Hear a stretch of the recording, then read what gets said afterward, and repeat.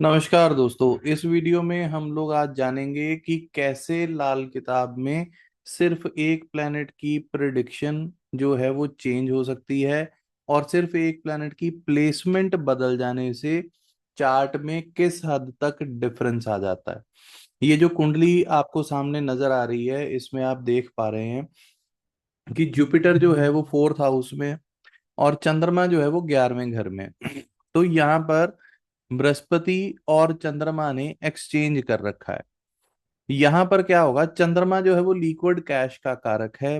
बृहस्पति जो है जुपिटर वो हमारे बुजुर्गों का कारक भी है, वो हमारी विद्या का कारक भी है।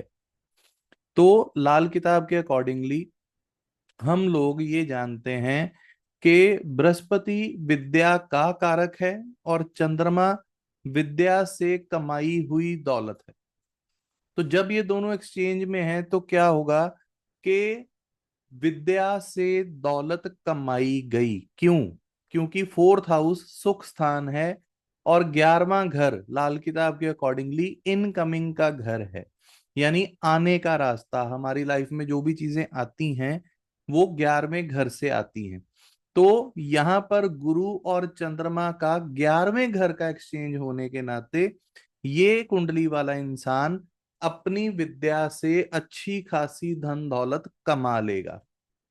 अब इस बात को यहीं पर रोकते हुए अगर यहां पर हम लोग देखें कि यही चंद्रमा अगर 9वें घर में होता, मून अगर 9th हाउस में होता, तो एक्सचेंज यहां पर भी वही रहता।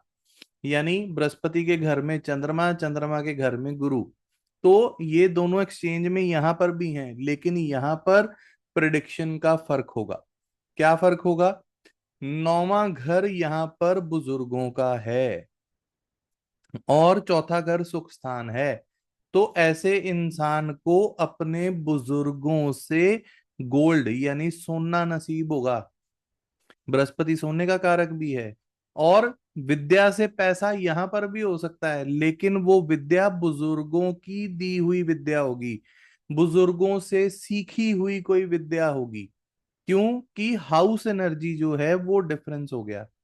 अब यही चंद्रमा अगर 5वें घर में हो तो क्या होगा? अगर यहाँ पर चंद्रमा 5वें घर में आ जाए तो उसी बृहस्पति से एक्सचेंज हो जाने के लिहाज से यहाँ पर क्या होगा कि ऐसा इंसान अपने बच्चों को सोना और बच्चों की विद्या पर पैसा बना भी लेगा और बच्चों को विद्या भी देगा, बच्चों को सोना भी देगा, बच्चों की विद्या पर बहुत ज्यादा पैसा खर्च भी करेगा।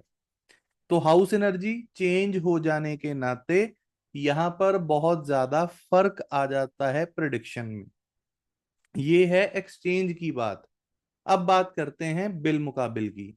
अब बहुत सारे लोगों की कुंडली में गुरु चंद्र का एक्सचेंज होगा, लेकिन जो चीज फर्क देखने में रह जाता है वो क्या होता है कि मान लीजिए यहां पर 12वें घर में अगर केतु आ जाए तो क्या होगा? अब मान लीजिए गुरु और चंद्र का 5वें घर से और चौथे घर से एक्सचेंज है, क्योंकि चंद्रमा का चौथा घर है, 5वां गुरु का घर है और बृहस्पति जो है वो 12वां घर का मालिक भी है और 12वें में केतु बैठा है। तो केतु किस चीज का कारक है? और यहाँ पर डिफरेंस क्या आएगा? देखिए, गुरु के घर में चंद्र, चंद्र के घर में गुरु, ये एक्सचेंज हो गया, लेकिन गुरु ने अपने 12वें घर में चंद्रमा का दुश्मन बिठा रखा है। अब क्या होगा? गुरु चंद्रमा की जो एनर्जीज हैं उनमें केतु जो है वो प्रॉब्लम क्रिएट करेगा, क्योंकि केतु जो है वो चंद्रमा का दुश्मन है। अब ऐसे में क्या होगा कि गुरु चंद्र का जो एक्सचेंज है वो बच्चों के लिहाज से था, बच्चों की विद्या के लिहाज से था। अब केतु किस चीज का कारक है? ट्रैवल करने का, तोड़ने का, जोड़ने का। और 12वां घर किस चीज का कारक है? विदेश का। तो ऐसा इंसान अपने बच्चों को विद्या हासिल करने के लिए विदेश भेजेगा। केतु ऐश प्रस्ती का कारक भी है, ऐश करवाता है। ऐसा इंसान अपने बच्चों को विद्या तो हासिल करवाएगा ही करवाएगा, उसी विद्या से इसे इंसान के बच्चे विदेश जाकर के ऐश भी करेंगे। ठीक है। अब यहीं पर और चेंजेस लेके आते हैं कि इसी केतु को कहीं और लिखते हैं, इसी केतु को 9th हाउस में हम लोग लिख लेते हैं, और चंद्रमा को भी चेंज करते हैं, जुपिटर रखते हैं 4th हाउस में, और चंद्रमा को ले आते हैं 11th हाउस में, और केतु हम लोग ले लेते हैं 9th हाउस में।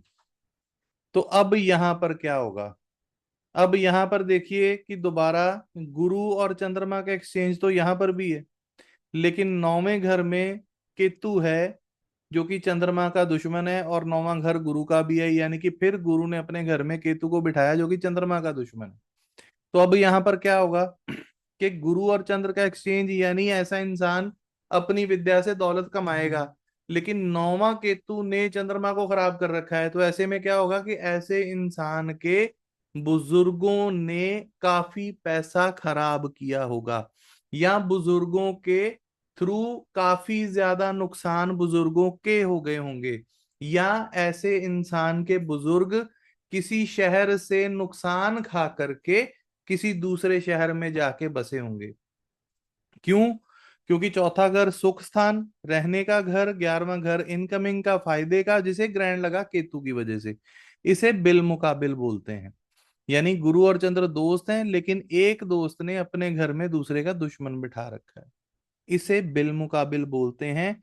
ये हर हाउस के अकॉर्डिंगली, हर ग्रह के अकॉर्डिंगली, और हर ग्रह की एनर्जी के अकॉर्डिंगली प्रिडिक्शन में बदलाव आ जाता है। सिर्फ एक प्लेनेट की प्लेसमेंट को देखकर कभी प्रिडिक्शन नहीं होती, हमेशा योग होते हैं जो अलग अलग प्रिडिक्शंस को डिफरेंस क्रिएट करते हैं। इसलिए कभी भी एक प्लेनेट की प्लेसमेंट को देखकर कोई भी बात का वहम मन में बिठा लेना, या सिर्फ किसी एक प्लेनेट की प्लेसमेंट को देखकर उपाय कर देना गलत हो सकता है। हमेशा पूरी कुंडली को अच्छे से देखकर, समझकर, योग और ग्रहों की, घरों की एनर्जी को समझकर फिर प्रिडिक्शन करनी चाहिए, और उपाय उसके बाद करने चाहिए। आई होप आपको आज का वीडियो पसंद आया होगा। बहुत बहुत शुक्रिया सुनने के लिए, धन्यवाद।